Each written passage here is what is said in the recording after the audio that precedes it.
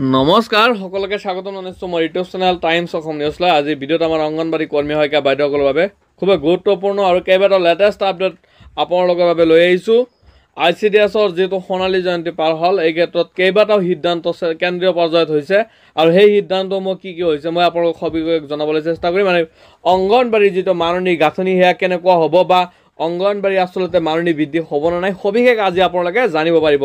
আৰু সুপ্ৰিম কোৰ্টৰ যি ৰায় আছিলে সেই সুপ্ৰিম কোৰ্টৰ ৰায়ৰ সবিশেষ আজি আপোনালোকৰ সন্মুখত উপস্থাপন কৰিম। যেহেতু 1 তাৰিখত বা যেহেতু ইয়াৰ আগতে আপোনালোকে জানে যে অংগনবাড়ী কৰ্মী সহায়িকা 2 তাৰিখত যেহেতু ICDSৰ যি সোণালী জয়ন্তী উপলক্ষে ICDSৰ কৰ্মী সহায়িকাসকলে একত্ৰিত হৈছিল, আমাৰ অসমতো হৈছিল আৰু আন্দোলনৰ কাৰ্যসূচী কৰিছিল তাতে, আৰু তেওঁলোকৰ যি দাবী সেয়াও জনোৱা হৈছিল। কিন্তু আজি আপোনালোকক মই সেইখিনি বস্তু গুৰুত্বপূৰ্ণ যেটো ইনফৰমেটিভ আপডেট আছে মই আপোনালোকক জনাবলৈ চেষ্টা কৰিম। কিন্তু কেন্দ্ৰীয় পৰ্যায়ত কি চলি আছে অংগনবাড়ীৰ মাননী বৃদ্ধিৰ বিষয়ে, যেহেতু আপোনালোকৰ কেন্দ্ৰীয় চৰকাৰৰ আঁচনি আৰু এই ক্ষেত্ৰত কেন্দ্ৰীয় চৰকাৰৰ তৰফৰ পৰা কি আপডেট আহিছে বা কেন্দ্ৰৰ তৰফৰ পৰা কেন্দ্ৰীয় যিবিলাক সন্থা আছে কি কৈছে সবিশেষ মই আপোনালোকক জনাবলৈ চেষ্টা কৰিম। সব ভিডিঅ'টো ধৈৰ্য সহকাৰে চাই থাকিব।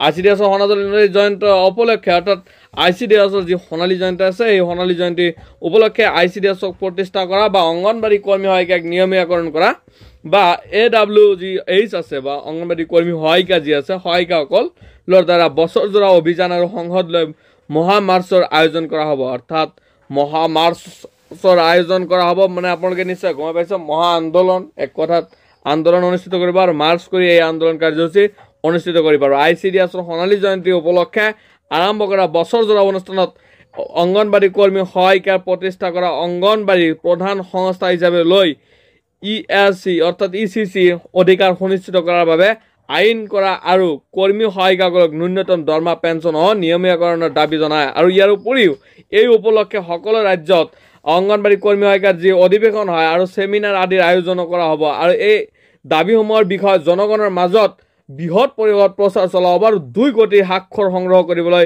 স্বাক্ষৰ অভিযান চলোৱা হ'ব। অৰ্থাৎ অংগনবাড়ী কৰ্মী সহায়িকাৰ তৰফৰ পৰা 2 কোটিৰো অধিক ৰাইজৰ স্বাক্ষৰ তোলা হ'ব, অৰ্থাৎ স্বাক্ষৰ কাৰ্যসূচী চলিব আৰু এই স্বাক্ষৰসমূহ তুলি অংগনবাড়ী কৰ্মী সহায়িকাৰ যি দাবী সেয়া দাবী চৰকাৰৰ সন্মুখত ৰাখিব। আৰু সেই দাবীত অসম চৰকাৰ বা ভাৰত চৰকাৰে কি আপোনালোকক আপডেট সেই বিষয়ে আমি জনাম। আৰু কি আপডেট আহিছে মই আপোনালোকক সবিশেষ জনাইছোঁ। 14 নৱেম্বৰ 2024 তাৰিখে শিশু দিৱসৰ দিনা আৰু 25টা জিলাত বৃহৎ সমাৱেশ বা জনসমাৱেশৰ আয়োজন কৰা হ'ব। মহিলা আৰু শিশু বিকাশ মন্ত্ৰালয়লৈ এখন স্মাৰক পত্ৰ প্ৰেৰণ কৰা হ'ব। আৰু বাজেট অধিৱেশনত অংগনবাড়ী কৰ্মী সহায়িকাৰ দাবীসমূহৰ বাবে 5,000 ৰঙা স্বেচ্ছাসেৱক লৈ সংসদলৈ মাৰ্চৰ আয়োজন কৰা হ'ব। আৰু বছৰজোৰা অভিযানত বহুদিনীয়া বন্ধত পৰিণত হৈ সামৰণি মাৰিব। আৰু 2024 চনৰ 2 অক্টোবৰ নতুন দিল্লী ICDS আঁচনিৰ 49 সংখ্যক প্ৰতিষ্ঠা দিৱসৰ লগত সংগতি ৰাখি অংগনবাড়ী কৰ্মী সহায়িকাৰ অধীনত যিবিলাক সৰ্বভাৰতীয় অধিৱেশনৰ আয়োজন কৰা হৈছিল বা অংগনবাড়ী কৰ্মী সহায়িকাৰ যি সন্থা আছে all Indian Anganwadi workers and helpers federation, আৰু সেই ফেডাৰেশ্যনৰ লগতে সৰ্বভাৰতীয় যি অধিৱেশন আয়োজন কৰা হৈছিল আৰু সেই আয়োজনৰ পিছতে অধিৱেশন মুকলি কৰি CITUৰ সাধাৰণ সম্পাদক তপন সেনাই কয় যে এতিয়া সময় হৈছে এই আঁচনিটোক স্থায়ী কৰিবলৈ সংগ্ৰামক তীব্ৰ। আমাৰ অসমৰ এনেকুৱা অংগনবাড়ী কৰ্মী সহায়িকা বহুত বাইদেউ আছে যিবিলাক বাইদেউ নেকি ইতিমধ্যে কৈছে যে আমি চৰকাৰৰ পক্ষত আছোঁ, আমি আন্দোলনৰ পক্ষত নাই। কিন্তু যেটো CITU অৰ্থাৎ চেণ্ট্ৰেল ইণ্ডিয়ান ট্ৰেড ইউনিয়নে আপোনালোকৰ বাবে বহুখিনি কষ্ট কৰি আছে, কেন্দ্ৰীয় পৰ্যায়তো আপোনালোকৰ বাবে কষ্ট কৰি আছে। মই আগতে আপোনালোকক ভিডিঅ'ৰ জৰিয়তে কৈছিলোঁ। আৰু ECC বিষয়টোক টাস্ক ফ'ৰ্চৰ অধ্যক্ষ আৰু মহিলা আৰু শিশু বিকাশ মন্ত্ৰালয় গঠন কৰাৰ পূৰ্বে IAS বিষয়া সঞ্জয় কৌলৰ মুখ্য ভাষণত ECCৰ বাবে আইনগত অধিকাৰ দাবী সমৰ্থন কৰা হৈছে আৰু নগৰ অঞ্চলত অধিক অংগনবাড়ী কেন্দ্ৰ খোলাৰ পৰামৰ্শ দিয়া হৈছে। জনস্বাস্থ্য অভিযানৰ ভাওনা প্ৰসাদে অংগনবাড়ী কেন্দ্ৰসমূহৰ জনস্বাস্থ্য সুবিধা আৰু ভাল পুষ্টি প্ৰদানৰ প্ৰয়োজনীয়তা গুৰুত্ব আৰোপ কৰিছে। আৰু ইয়াৰ উপৰিও ৰাইট টু ফুড কেম্পেইনৰ প্ৰফেচৰ দীপা সিঙেও কয় যে বিগত 4টা বছৰত বাজেটৰ পৰিমাণ বৃদ্ধি নোহোৱাৰ বাবে ICDSৰ বাজেটত বাস্তৱিকভাৱে 40% হ্ৰাস ঘটিছে। তেখেতে যত্ন কৰ্মক কাম হিচাপে স্বীকৃতি দিয়া আৰু ন্যূনতম দৰমহা প্ৰদানৰ প্ৰয়োজনীয়তাত গুৰুত্ব আৰোপ কৰে। আৰু নেশ্যনেল ফ'ৰ্চৰ সুমিত্ৰা মিশ্ৰা অংগনবাড়ী কৰ্মী বা কম খনন হৰবন্দাৰ প্ৰয়োজনীয়তাতকৈ লৈ গুৰুত্বপূৰ্ণ মত প্ৰকাশ কৰিছে। আৰু যি সাধাৰণ সম্পাদক আছে সাধাৰণ সম্পাদক বাইদেউ হিন্দুৱে দাবী কৰে যে 1 বছৰীয়া হিন্দুৱে 1 বছৰীয়া কাৰ্যপন্থাৰ ঘোষণা প্ৰস্তাৱিত কৰে। আৰু অধিৱেশনে অংগনবাড়ী কৰ্মী সহায়িকাসকলক শিশুৰ পুষ্টি স্বাস্থ্য আৰু শিক্ষা অধিকাৰ আৰু অংগনবাড়ী কৰ্মী সহায়িকাসকলৰ কামৰ স্বীকৃতি, ন্যূনতম দৰমহাৰ অধিকাৰ, পেঞ্চন, সামাজিক সুৰক্ষা আৰু অন্যান্য অধিকাৰৰ বাবে সংগ্ৰামত যোগদান কৰিবলৈ স্পষ্টকৈ আহ্বান জনোৱা হৈছে। আৰু অধিৱেশনত সকলো ভাৰতৰ কৃষক সভাৰ বিত্ত সম্পাদক পি কৃষ্ণ প্ৰসাদ মুঠতে গোটেই অংগনবাড়ী কৰ্মী সহায়িকাৰ যি এই আন্দোলন আৰু আন্দোলন নকৰাকৈ যে অংগনবাড়ী কৰ্মী সহায়িকাৰ চেণ্ট্ৰেলৰ পৰ্যায়ত অৰ্থাৎ কেন্দ্ৰীয় পৰ্যায়ত অংগনবাড়ীৰ মাননি বৃদ্ধি নহয়, এই কথা স্পষ্টকৈ বুজাব বিচাৰি আছে। আৰু ইয়াতে বহুখিনি কথা উল্লেখ কৰিছে। 14টা ৰাজ্যৰ অংগনবাড়ী ইউনিয়নৰ নেতাসকলে অধিৱেশনত অংশগ্ৰহণ কৰিছিলে আৰু এই সভাপতি বীণা গুপ্তা অতিথি আৰু প্ৰতিনিধিসকলক আদৰণিও জনোৱা হৈছিল এই সভাত। আৰু এই সভাসমূহ বিশেষকৈ এই সভাত বিভিন্ন ধৰণৰ দাবীসমূহ উল্লেখ কৰিছে আৰু মেইন যিটো দাবী কোৱা হৈছে যে চেলেঞ্জ অংগনবাড়ী @50 অৰ্থাৎ অংগনবাড়ী চেলেঞ্জ 50 অৰ্থাৎ অংগনবাড়ীৰ 50টা প্ৰত্যাহ্বান। আৰু এই চেলেঞ্জৰ ভিতৰতে তেওঁলোকৰ দাবীসমূহ আছে যে এই দাবীসমূহ পূৰণ কৰিবই লাগিব বা নিয়মীয়াকৰণ কৰিবই লাগিব। কি কি দাবীসমূহ কৈছে মই আপোনালোকক সবিশেষ জনাইছোঁ। যিহেতু আপোনালোকে জানে যে অংগনবাড়ী কৰ্মী সহায়িকাক মাননি দিয়া আছে, কিন্তু ইতিমধ্যে আপোনালোকে জানে যে অংগনবাড়ী কৰ্মী সহায়িকাক যি মজদুৰ অৰ্থাৎ মজুৰিৰ প্ৰাপ্য বুলি চিনাকি কৰিছে, অৰ্থাৎ শ্ৰমিক বুলি ঘোষণা কৰিছে। যিহেতু লেবাৰ কাৰ্ডো অংগনবাড়ী কৰ্মী সহায়িকাই পাইছে, আপোনালোকে এইখিনি সকলোৱে জানে। আৰু এই দাবীসমূহ সেই সন্দৰ্ভতে আছে যে অংগনবাড়ী কেন্দ্ৰসমূহক প্ৰধান সংস্থা হিচাপে লৈ 6 বছৰলৈ শিশু আৰু সকলো মহিলাৰ বাবে মাতৃকালীন সুবিধাৰ অধিকাৰ সুনিশ্চিত কৰিবলৈ আৰু শৈশৱৰ প্ৰাথমিক যত্ন আৰু শিক্ষাৰ অধিকাৰৰ বাবে আইন প্ৰণয়ন কৰক। আৰু এই কথা উল্লেখ কৰিছে world Indian Anganwadi workers and federation যি সন্থা আছে তাৰে পৰা।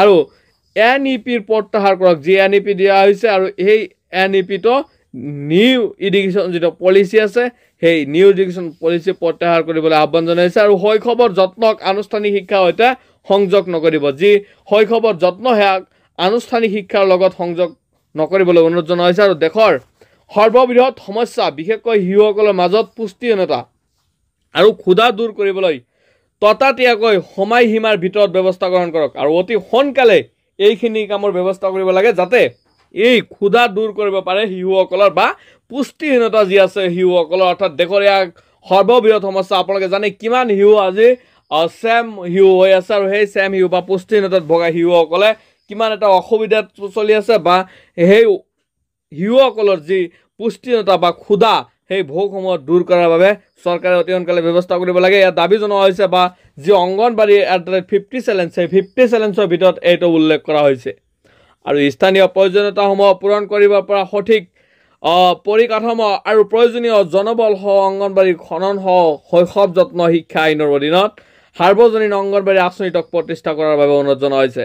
আৰু ভাৰতৰ মজদুৰ সভাৰ 45তম আৰু 46তম সন্মিলনৰ পৰামৰ্শসমূহ ততাতৈয়াকৈ কাৰ্যকৰী কৰাৰ বাবে আহ্বান জনোৱা হৈছে। আৰু সিহঁতক ন্যূনতম দৰমহা 26,000 টকা অৰ্থাৎ 26,000 টকা প্ৰদান কৰক। আৰু পেঞ্চন কমেও 10,000 টকা প্ৰদান কৰক, যি প্ৰতি মাহে। আৰু সুৰক্ষা PF ESI সকলো সামাজিক সুৰক্ষা প্ৰদান কৰক। আৰু অংগনবাড়ী কৰ্মী সহায়িকাসকলৰ বাবে গ্ৰেচুইটি প্ৰদানৰ বিষয়ে উচ্চতম ন্যায়ালয়ৰ আদেশ ততাতৈয়াকৈ কাৰ্যকৰী কৰক, যি সুপ্ৰিম কোৰ্টৰ পৰা অৰ্থাৎ উচ্চতম ন্যায়ালয়ৰ পৰা যি আদেশ আহিছে সেয়া অতি সোনকালে কাৰ্যকৰীকৰণ কৰাৰ কথা কৈছে। আৰু তেওঁলোকৰ দৰমহা আৰু অন্যান্য কৰ্মৰ পৰিস্থিতি উন্নত কৰক। আৰু তেওঁলোকৰ দৰমহাৰ কথা যি সুপ্ৰিম কোৰ্টৰ পৰা কোৱা হৈছে বা অন্যান্য যি কামৰ কথা সুপ্ৰিম কোৰ্টে ৰায় দি থৈছে সেই ৰায় মতে কাম কৰিবলৈ আহ্বান জনাইছে চৰকাৰক বা অনুৰোধ জনোৱা হৈছে all Indian Anganwadi workers and helpers ফেডাৰেশ্যনৰ তৰফৰ পৰা।